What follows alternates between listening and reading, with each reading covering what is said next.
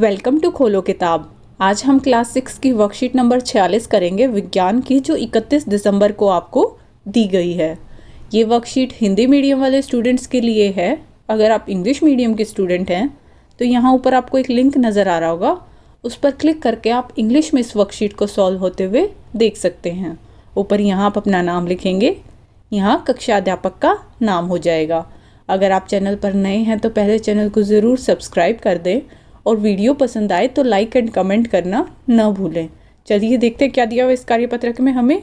सजीव एवं उनका परिवेश। पिछली कई वर्कशीट से हम अपनी पाठ्य पुस्तक का यही पाठ पढ़ रहे हैं। आज हम इसके अंदर डिस्कस करेंगे सजीवों के लक्षण।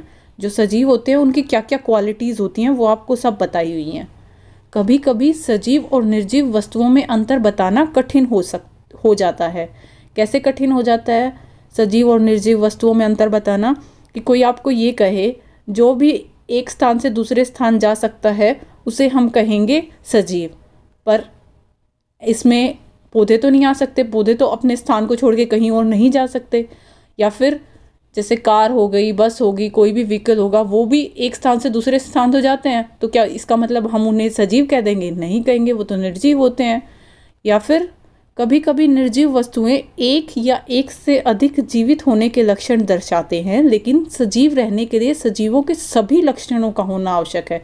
ये बता रखा है एक या एक से ज़्यादा प्रॉपर्टीज़ हो सकती हैं, एक दो लक्षण शो कर सकते हैं निर्जीव भी, पर सजीव तब ही कहेंगे हम उन्हें जब सारे के सारे लक्षण होंगे। जो ये नीचे जितने लक्षण लिखे हैं ये सारे होंगे तभी हम उन्हें सजीव कहेंगे। एक दो क्वालिटीज़ होगी तो यूँ नहीं है कि हाँ उसमें वृद्धि हो रही है, वो मूव कर रहा है तो हम उसको निर्जीव ना कह के सजीव कह देंगे। उनमें ये सब क्वालिटीज़ होंगी तभी हम सजीव कहेंगे। जैसे अब कोई कहे कि बादल हैं, बादल बढ़ते हैं अपने साइज़ में, हाँ उनमें ग्रोथ होती है। कई बार देखा होगा आपने, छोटा सा बादल था, बढ़ते बढ़ते बढ़ते बड़ा हो गया, तो उनमें ग्रोथ हो रही है, तो हम उनको ग्रोथ के हिसाब से ये नहीं कह सकते कि हाँ वो आपके सजीव हो जाएंगे, वो निर्जीव ही हैं, उन्हें सजीव नहीं कह सकते हो। हाँ उनमें एक दो लक्षण थे, ग्रोथ वाला लक्षण था कि वो बड़े भी हो रहे हैं साइज़ में, वो एक स्थान से दूसरे स्थान जा रहे हैं, वो लक्षण भी था। पर सारे के सारे ये लक्षण तो नहीं है उनके। तो नहीं ऐसे कि बच्चे पैदा होते हो, या वो सांस लेते हों, या फिर उनको भोजन की ज़रूरत होती हो, वो संवेदनशील होते हों। ये सारी क्वालिटीज़ होंगी तभी हम उन्हें सजीव कहेंगे। अब देख लेते हैं क्या क्या लक्षण दिए हुए हैं। सजीवों को भोजन, हवा और पानी की आवश्यकता होती है। हम सबको ज़रूरत होती है ना खाने की, हवा की और पानी की भी, और पौधों को भी होती है, तभी वो सब आपके सजीव होते हैं। सजीव वृद्धि करते हैं, मतलब पहले छोटे से होंगे, फिर बड़े, फिर बड़े, फिर बड़े, ऐसे वृद्धि होती है सब में। सजीव स्वयं गति करते हैं, वो खुद से मूव करते हैं अपने स्थान से दूसरे स्थान पर। सजीव संवेदनशील होते हैं, वे आसपास के परिवर्तनों के प्रति संवेदना व्यक्त करते हैं। आपने देखा होगा गर्म, एकदम कुछ गर्म आपके हाथ के लग जाए तो आप रिस्पॉन्ड करते हो, ऐसे ही जानवर भी करते हैं, तो वो अपने आसपास के परिवर्तन के अकॉर्डिंग ही रिएक्ट करते हैं, स्टिमुली होती है उनके अंदर। सजीव जनन करते हैं, मतलब उनके एक तरीके से आगे रिप्रोडक्शन होता है कि पौधे होंगे तो वो बीज बनाएंगे, बीज से फिर नया पौधा आएगा। ऐसे ही जो जानवर होंगे वो या तो अंडे देंगे या बच्चे पैदा करेंगे, सीधा वो चीज़ चलती है उनकी लगातार। ऐसा नहीं है कि एक जनरेशन आ गई तो अगली जनरेशन नहीं आएगी, उनकी अगली जनरेशन भी आती है। नेक्स्ट है सजीव सांस लेते हैं और भोजन से ऊर्जा का निकास करते हैं। सजीव उत्सर्जन करते हैं, वे अपने शरीर से अपशिष्ट पदार्थों को निष्कासित मतलब निकालते हैं। जैसे हम लोग खाना खाते हैं, खाना ज़रूरी है, पर खाने में जो अनपचा खाना रह गया वो हम अपनी बॉडी से रिमूव करते हैं, तभी हम सजीव की कैटेगरी में आते हैं। नेक्स्ट है वे कोशिकाओं से बने होते हैं।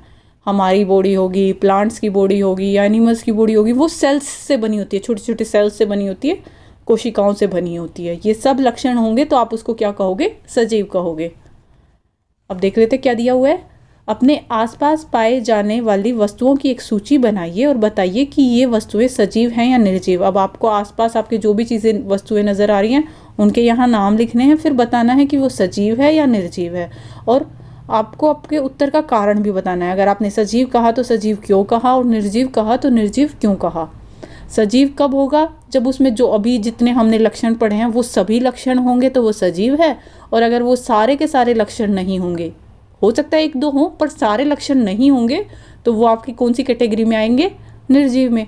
एग्जाम्पल के लिए आपको पेड़ दिया हुआ है, खुद से सॉल्व करके दिया हुआ है। पेड़ आपके आसपास होते हैं, वस्तुओं में लिख दिया पेड़। अब ये बताओ ये सजीव है या निर्जीव है? यह एक सजीव है क्योंकि यह सजीवों के सभी लक्षण जैसे सांस लेना, भोजन बनाना, वृद्धि आदि को दर्शाते हैं। इनमें सभी लक्षण होते हैं। अब कई बच्चे कहेंगे मैम इनमें मूवमेंट तो नहीं होता, ये अपने एक स्थान से दूसरे स्थान तो नहीं जा पाते, पर इनकी जो तना होता है, स्टेम होती है, उसमें मूवमेंट तो होती है ना, खुद से ही होती है। आप अगर किसी डार्क रूम में, किसी अंधेरे वाले रूम में आप एक पौधे को रख दोगे और किसी एक कोने से वहाँ सनलाइट, सूरज की रोशनी डालोगे, तो देखना उस पौधे का अपने आप जो मूवमेंट होगा, उसकी ग्रोथ होगी, जैसे वो सीधा बढ़ता है पौधा हमारा, वो सीधा ना बढ़ के जिस तरफ से रोशनी आ रही है उसकी तरफ बढ़ना स्टार्ट कर देगा। मूवमेंट एक जगह से उठ के दूसरी जगह नहीं जा पाता उसकी जड़ों की वजह से, पर स्टेम की तो मूवमेंट हुई, उसकी तने की तो मूवमेंट हुई। इसीलिए पेड़ हमारे सजीव में आते हैं। और इनमें बाकी सब चीज़ें भी होती है, सांस भी लेते हैं, इनको भोजन भी चाहिए होता है, और फिर ये एनर्जी भी रिलीज़ करते हैं, हमें ऑक्सीजन देते हैं, कार्बन डाइऑक्साइड लेते हैं। इनकी भी ग्रोथ होती है, पहले छोटा होगा फिर बड़ा होगा फिर बड़ा होगा। इनके भी बीज बन के इनकी अगली जनरेशन ऐसे बढ़ती रहती है। मतलब एक पेड़ से नेक्स्ट पेड़ बनता रहता है, बीज के थ्रू कह लो, या फिर और भी कई मेथड्स होते हैं रिप्रोडक्शन के। अब नेक्स्ट और चीज़ों की आपको लिस्ट बनानी है। मैं यहाँ एक साथ आपको कई सारी चीज़ें लिख के दिखा देती हूँ। जैसे वस्तुओं में, फर्नीचर में कुर्सी होगी, मेज होगी, बेड होगी, आप कोई भी फर्नीचर लिख सकते हो। या फिर खिलौने हो गए, आपके पास बैट है, बैडमिंटन है, जो भी खिलौने हैं, डॉल है। उसके अलावा वाहनों में कार, बस, स्कूटर, साइकिल, जितने भी वाहन हैं। मनुष्य आपके आसपास, उसमें लड़का भी आ गया, लड़की भी आ गई, बच्चे भी आ गए, सब।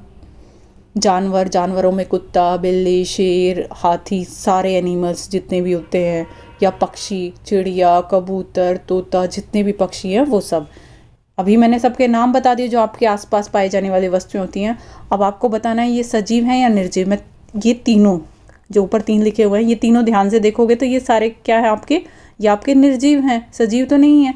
क्यों नहीं है सजीव? क्योंकि सारी प्रॉपर्टीज़ तो नहीं शो कर रहे कि ये भोजन बना रहे हों या इनमें वृद्धि हो रही हो। जो साइज़ है वही साइज़ रहता है, यूँ तो है नहीं बढ़ जाते हैं साइज़ में, या फिर ये मूव करते हैं। ये तो मूव नहीं करते, ये मूव करते हैं, फिर भी एक स्थान से दूसरे स्थान तो जाते हैं, पर फिर भी हम इन्हें सजीव की कैटेगरी में क्यों नहीं लेंगे? क्योंकि बाकी प्रॉपर्टीज़ तो नहीं शो कर रहे और खुद से नहीं मूव कर रहे हैं वो।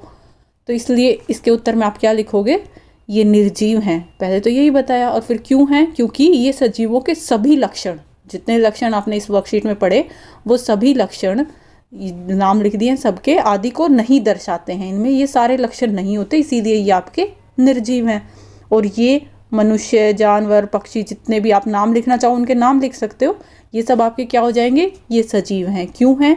क्योंकि ये सजीवों के सभी लक्षण दर्शाते हैं। ध्यान से लिखना, यहाँ आपको लिखना है सभी लक्षण नहीं दर्शाते हैं तो निर्जीव हैं, और सभी लक्षण दर्शाते हैं तो क्या है? सजीव हैं। अब ये लक्षणों के नाम भी आपको लिख के बता दिए हैं, जैसे कि इन्हें भोजन की आवश्यकता होती है, इनमें श्वसन, उत्सर्जन, प्रजनन, गति एवं वृद्धि होती है तथा मृत्यु होती है, इसीलिए ये आपके सजीव हैं। इसी के साथ ये वर्कशीट आपकी कंप्लीट हुई। मिलते हैं नेक्स्ट वीडियो में अगली वर्कशीट के साथ। Don't forget to like, comment, share and subscribe the channel. Thank you.